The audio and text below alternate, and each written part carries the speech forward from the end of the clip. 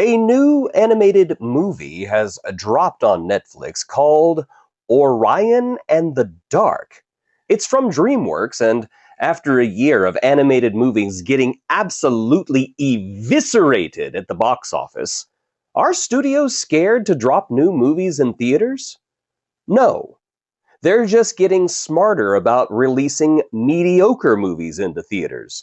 If Ruby Gillman, Teenage Kraken, and Wish have taught studios anything, it's that audiences won't just show up for any low-effort nonsense, and families have actually become a lot more discerning about the movies that they consume. Unambitious, derivative slop isn't right for theaters anymore. But apparently it's just fine for Netflix. Do you want to know who else is into low-effort nonsense? John Borg, Juliano Totiano, James Gibbons, and Bradley Amiel. Julian, they are my Patreons, and you can join them by visiting the link in the video description below. The lowest tier is only $5 a month, and for that you will get exclusive videos that no one else will ever see, and random silly things that only my Patreons get access to. I'm not saying that Patreon will make you a better person, but it certainly can't make you any worse. So we've already established that Orion in the Dark is unambitious streaming fodder, but is it at least fun, diverting, or at the very least, not painful?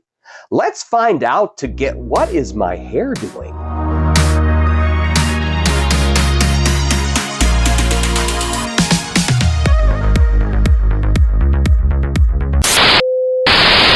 Orion and the Dark is a 2024 animated feature featuring the voices of Jacob Tremblay and Paul Walter Hauser. In it, an overly anxious middle schooler named Orion, who is literally afraid of everything, meets the physical manifestation of darkness, a friendly, overbearing fellow who takes Orion on an incredible adventure through the night with some other intangible concepts like sleep, dream, and insomnia, where Orion learns to face his fears and finish his story. Yes, I said finish his story. I'll be getting to that in just a moment. It's a little better. One thing that I noticed while watching this movie is that it reminded me a lot of Inside Out, in that intangible concepts like darkness, dreams, noises, and sleep are given physical forms and character traits. This isn't a carbon copy ripoff or anything. I'm not accusing it of being a carbon copy ripoff, but the similarity is there. And I know that this movie is based on a book that I admit I have not read, but like I said, the similarity is there. The character designs for these intangibles are, well, they're frankly all over the place. Dream, for example, has got this incredible, magical, cosmic design, and Dark looks like a cloaked Grim Reaper with a big friendly face. They look great. And then there are the others, who look pretty terrible. Insomnia looks like a big green dumb mosquito. Strange Sounds looks like it's a reject from that Robots movie from a few years ago. And Quiet looks like a little cartoon fart cloud. That would be fine if the characters were interesting, but they are the most lame, predictable, and dumb characters in this entire movie, to the point that I honestly think this film would have worked out better if their scenes would have been reduced or even excised completely, because, quite honestly, their only point in this story was to get talked into something and then realize how stupid they were. I will say, though, something refreshing about Orion in the Dark is that it does not have big-name celebrities doing the voices, probably because they couldn't afford them. For the most part, in my opinion, celebrity voice actors are terrible. They're terrible for the animated movies because I don't hear a character. I hear celebrities. Brad Pitt in Sinbad, for example. I never saw Sinbad. I saw Brad Pitt. It happens a lot. Now, there are exceptions. For example, Robin Williams as the genie was perfect. I recently watched the new He-Man cartoon, and John Delancey, who plays Q on Star Trek, plays this dragon named Granomir, and he was unrecognizable because he took his ego, put it to the side, and he was an actor. He wasn't John Delancey. It wasn't, hi, I'm John Delancey, I'm a dragon. No, he was actually playing a character, and it worked great. But unfortunately, those are exceptions to the rules. Orion in the Dark forgoes the celebrities and goes for little-known performers, which I think is great. Even though you can tell the voice actors are mimicking actual celebrities.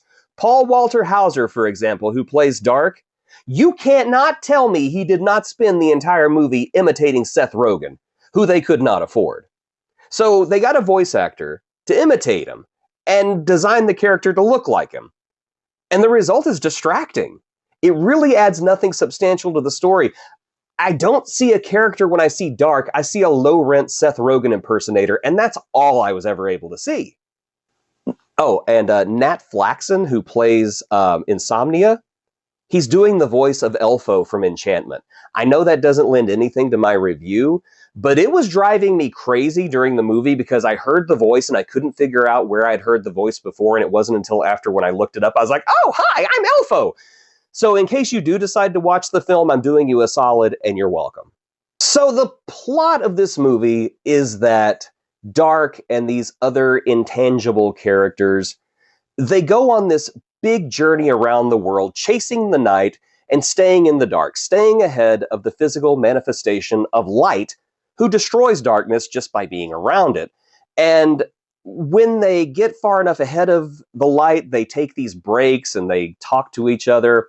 And honestly, even though this only happens like 2 or 3 times, it made the entire story feel repetitive. And these breaks really only offered us more time with these characters I already found irritating.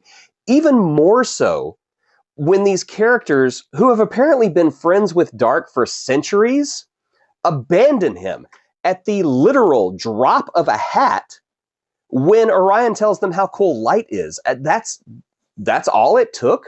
Really? These people are jerks. No loyalty. That's the problem with kids these days. There's just no loyalty. The movie is further hindered by the strange choice, and spoilers, by the way, to have the entire story of Orion in the Dark be nothing more than a story being told to Orion's grown-up daughter in the future. I mean, we've seen this framing device before, but in this case, having a grown-up Orion acknowledge that the story he's telling isn't real removes all the stakes that might have otherwise invested you into this film. There's no need to worry about the safety of the boy. Nothing that worries you when a character supposedly dies. It's a non-issue.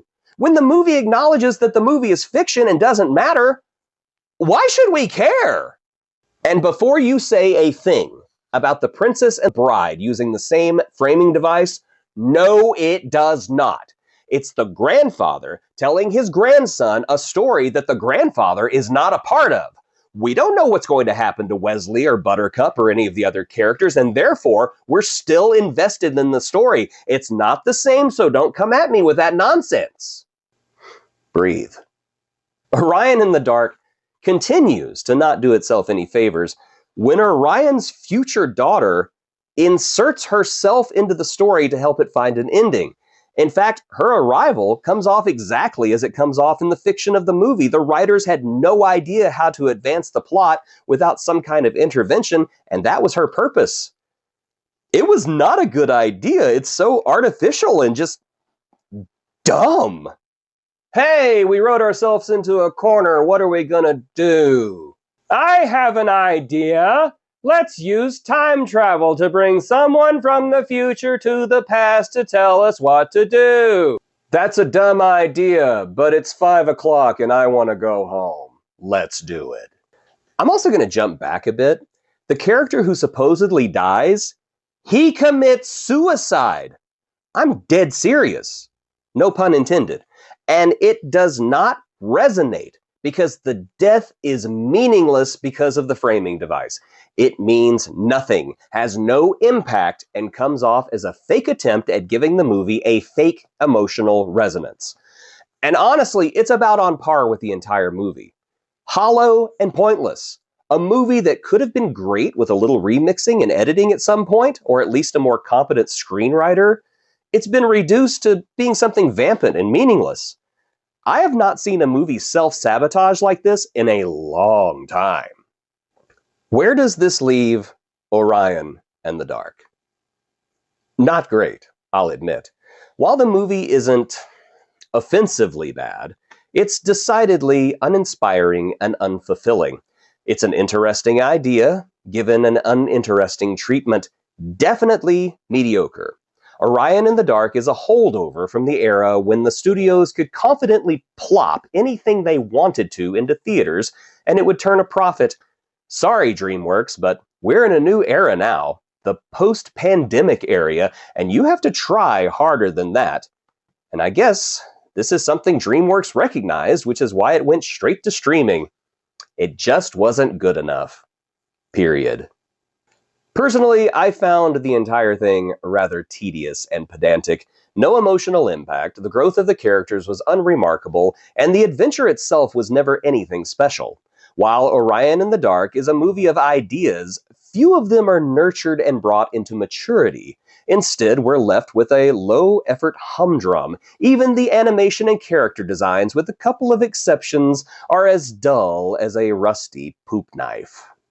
This film is the pinnacle of mediocrity, frustratingly middling, and all in all, simply a movie that exists.